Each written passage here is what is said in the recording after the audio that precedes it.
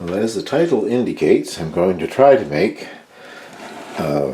sourdough baguettes.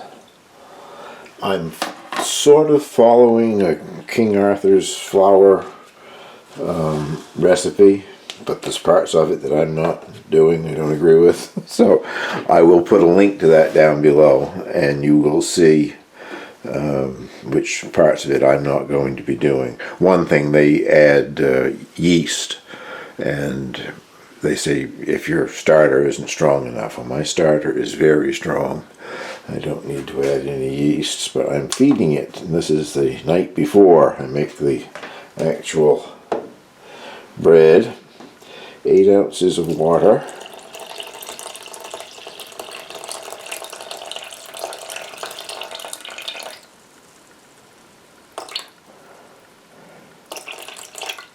Oops, a little over, but I usually end up getting a little over.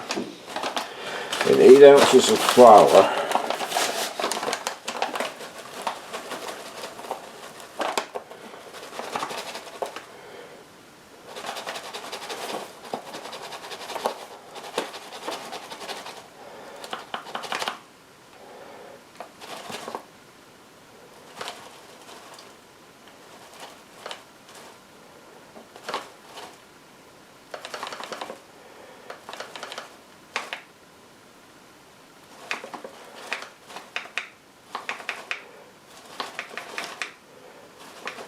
Seem to be taking forever tonight to get the 8 ounces there. I'm getting close.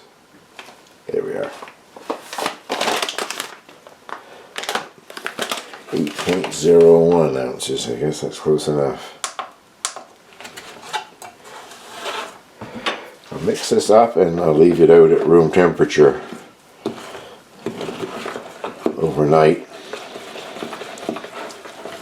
And you'll see what I mean in the morning by how active this is. It should be all bubbly and working away. Had this culture going for I don't know how many years now. Probably close to a decade. I really don't know what year I started it. But since I've started it, I have never bought a loaf of store-bought bread. I make all my own sourdough. I just thought I would like to have some sourdough baguette. See if I can do that, I guess. I've had sourdough baguettes in Paris.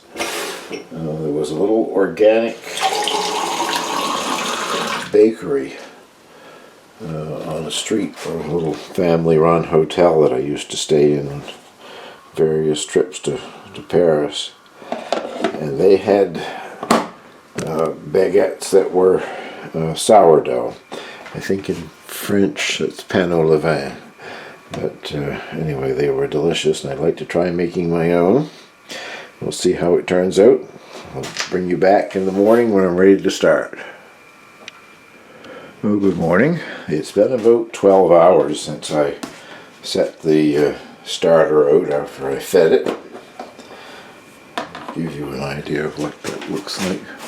White on white here. I don't know how well you can see that, but it is all frothy and bubbly and has more than doubled in volume because of the air bubbles that are in it. So we're ready to roll and start making our bagels here. I will get set up and put the ingredients into the stand mixer so you can see what I'm using. Well, the King Arthur recipe that I'm sort of following makes 6 baguettes, but you can halve that just by decreasing all of the ingredients by half. And it says except for the yeast, if you're still adding yeast, but I'm not adding any yeast to mine, so don't worry about that. But I have done my calculations, and I'm ready to put half of the ingredients into the bowl there, I guess. Salt is 1 and 1 1/4. Yeah, 1 1/4 teaspoons. So add those in there first and get that over with, I guess.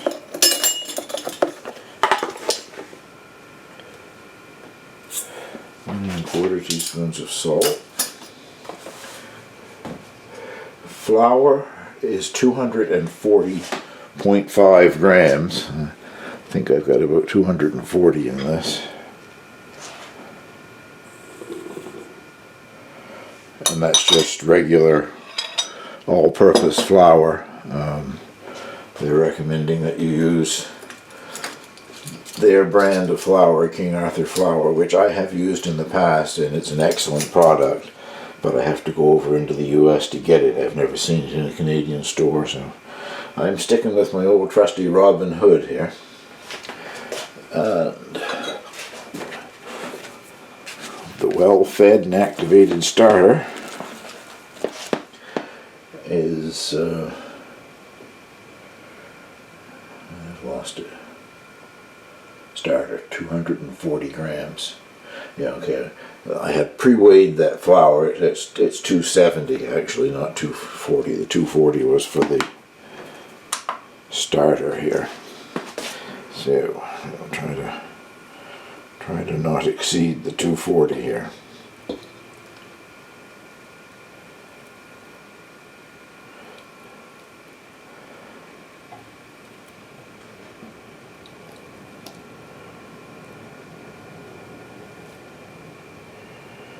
It's 210 or thereabouts.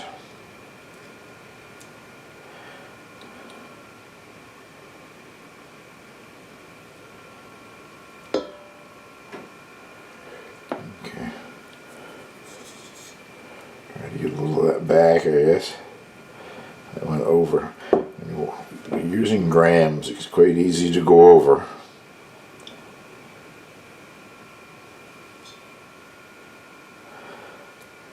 Especially, there we go, 241, but that will do, I guess. And water is 141.5 grams. But if we get to 141, we won't worry about the half. I may have to add more flour when I get this on the stand mixer. It depends on the hydration of your starter as to how much liquid is already in there. There we go. And mine is quite a wet starter, so in order to get down to the consistency of the dough that you want, I may indeed have to add a bit more flour. But I'm looking down through my list of ingredients, and that's everything, except I'm not adding sugar because I'm not adding yeast. And 4 teaspoons of vital wheat gluten, which I'm assuming is a product that King Arthur sells and would probably be beneficial, but I don't have it, so I'm not using it. So let's get this on the stand mixer. Well, the recommendation is to knead it for 7 minutes if you're using a hand or a stand mixer, and if you're doing it by hand, probably 10 minutes.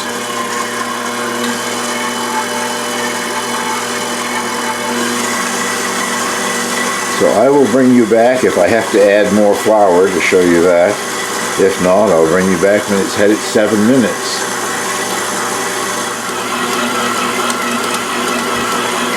You can hear me above the machine. This is a little too wet. I'm going to add spoonfuls of flour till I get to a consistency that I like the looks of, I guess. Probably won't take too much. I'm not used to dealing with this small batch of dough. When I make my regular sourdough loaf, it's a very large loaf. So I'll bring you back once it has finished its kneading. Well, it finished its 7 minutes kneading. It's a more substantial dough than I usually get when I'm doing my sourdough loaf, but I suppose it has to be. All I'm doing now is just shaping it for its first rise. And King Arthur in their recipe says 90 minutes, an hour and a half. Well, that's if you were using commercial yeast, and I'm not. I'm just using the natural wild yeast in my sourdough culture. So I will do what I always do when I'm making my regular sourdough loaf. I'll let it rise for 3 hours. You don't ever see any great increase in volume, but it does help get started with the air bubbles inside and whatever. So I'm just putting this right back in the bowl. No need to dirty something else, I guess. And I cover that with plastic wrap. This is that stretch and seal stuff. Actually, the last of it. I just pulled it out of the package, and that was the end of it. It's kind of neat. It does actually cling to anything and seal it. So I will cover this with a towel, and I'll set the timer for 3 hours, and we'll come back at the end of the 3 hours. So it's had its 3 hours for the first rise.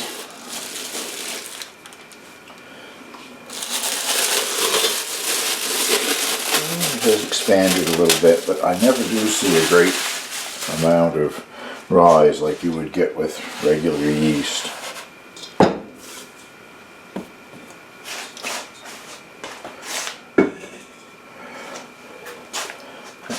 It's got much softer, that's good. I was worried about it being a little stiff. I can hear some bubbles deflating out of it. This is supposed to make 3 baguettes, 15-inch baguettes. So I'm going to divide it into 3, and I'm going to cheat and use my scales. I'm never very good at just doing it by hand. And that weighed 711.5 grams, which is roughly, what did I say, 237, I think. I'll double check that, but I think that's what I found out here. Yes, 237 grams each. So we'll see how close I can get.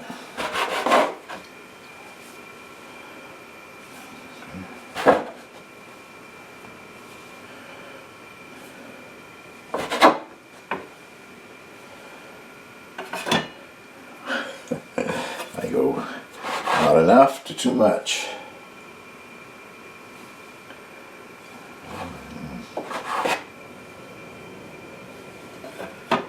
There's 237 for that one. And I should be able to split that in half and get something similar, hopefully. That's on the heavy side. That's on the light side.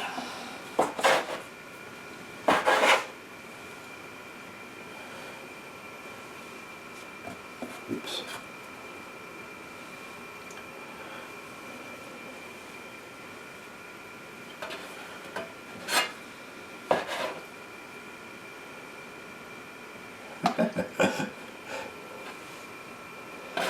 Now, I should have done that rather than off screen, rather than making you watch me, but I like to be somewheres near accurate with these things. So,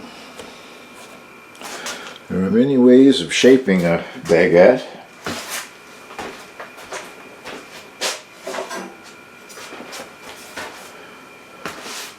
I just purchased this. Holds three baguettes. Find some place to put everything here.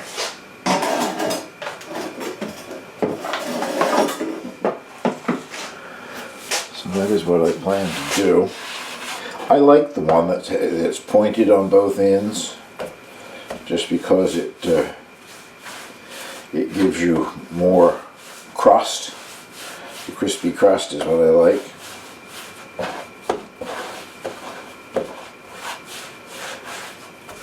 I think I'll do at least one of them that way, and the other two I'll just shape into long logs, I guess.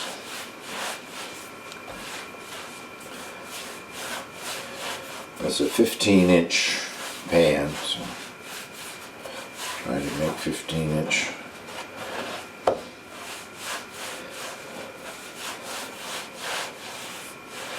Loads of it, I guess.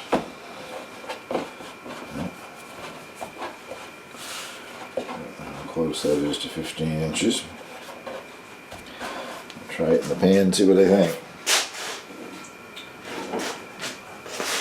Just a little bit too short. I won't make you watch me do all three of these. I'll come back and show you what I get in the pan when I've finished fooling around with it.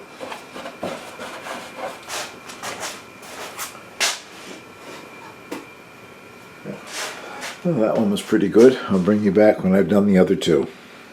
Well, they don't look like they came out of a French bakery. I didn't think they would. This is the one, if you can see what I mean, that I tried to make the tapered ends on. I like that particular style. And the other ones are just some kind of a log, I guess. They suggested something that I have never thought of doing before, and I've done it, and hopefully I can get it over and on top of it. Spraying a piece of plastic wrap with cooking spray, Pam or whatever, various brand names of a sprayed oil, so that it won't, the plastic won't end up sticking to the top of the bread.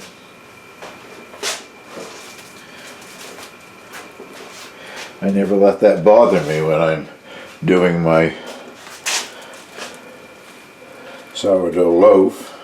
Sometimes it does stick a bit, but it doesn't do anything to it. With the amount of rise that it gets in the oven, the part where it's stuck doesn't really show when you take the loaf out. Now, they suggest an hour and a half to 2 hours for the second rise. I always do 2 hours with the regular loaf when I'm making it, so that's what I'm going to do with this. And I will preheat the oven after about an hour and a half to 450 degrees Fahrenheit. So I'll bring you back once these have had their 2 hour raise. Well, it's had its 2 hours to rise in the pans here. And that works. The oiled plastic wrap makes it so it doesn't stick. Now, to see if I can slash them properly. It suggests 3 slashes, and I suppose that's because of the size. They're not that big. Give it a try here.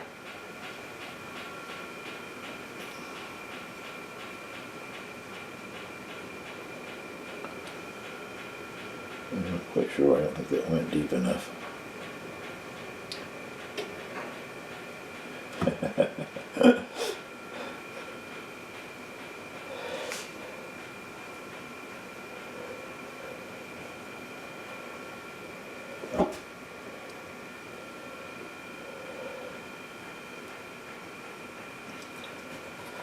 That is not very good slashing, but there it is. And now it gets baked at 450 degrees for 25 to 30 minutes. I'll double check on that. I know the temperature's right.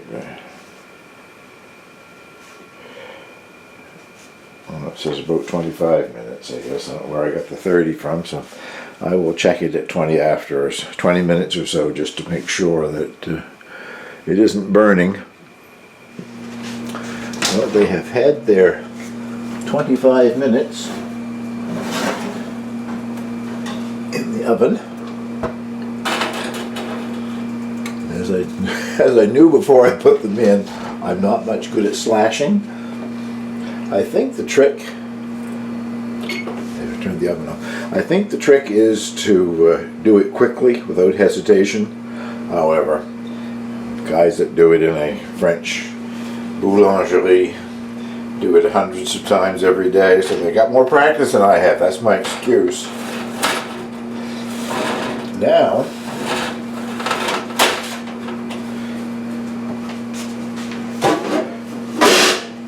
I have shut the oven off.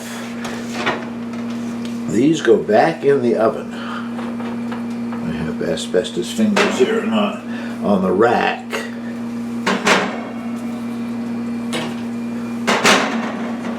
And you leave the door slightly ajar and let the oven just cool down. And they will cool in the oven, which I presume will probably take a couple of hours. I've got to tell you a baguette story that I've been thinking about while I've been doing this. I was in southern France somewhere, I'm really not sure what town or city, and I was sitting in an outside cafe having a coffee. I looked up, and coming down the street was a man on a bicycle wearing a beret with a baguette under his arm. I said, this has got to be like the French version of Candid Camera. I looked around to see if there was anything there. If I was sitting in the middle of a movie set, but it was genuine. The man just pedaled on by me and went back to wherever he lives. Well, they are completely cooled and out of the oven. We won't talk about my cutting on those two, but this one is sort of what you want it to look like. You can see the 3 slashes. They could have been centered a little better or whatever, I guess, but anyway, and that's what the bottom of them look like from that baguette pan that I used. And they are nice and crispy, crunchy, so let's cut one and see what it tastes like. Well, I'll cut my one that I thought the cuts were good in and the pointy ended on it. Nice and crisp and crunchy.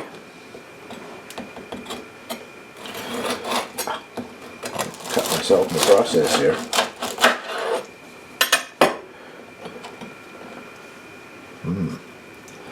Nice soft interior with some good size holes, bubbles, whatever you want to call them.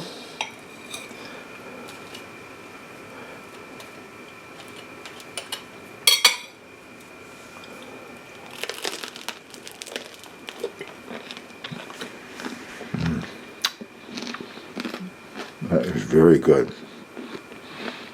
Talking with my mouth full. Nice sourdough flavor. The crust is nice and crisp. Well, if you like baguettes, I hope you'll give this a try.